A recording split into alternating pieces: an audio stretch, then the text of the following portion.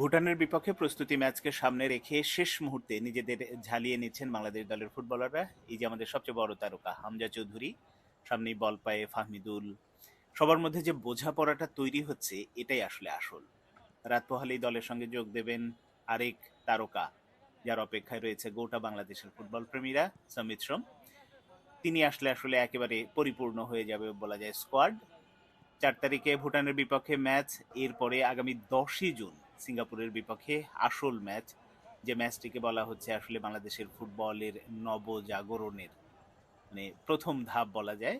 এই ম্যাচে জিতলে আসলে বাংলাদেশের ফুটবলের যে উন্মাদনাটা যে পর্যায়ে রয়েছে, এটা কত গুণ বাড়বে তার কোনো আসলে সীমা পরিসীমা নেই। কিন্তু এই এত যখন স্বপ্ন দেখছি কথা বলছি, তখন কিন্তু অনেক রকম অব্যবস্থাপনা ত্রুটি এখনো চোখে পড়ছে। টিকিটের জন্য মানুষের হাহাকার।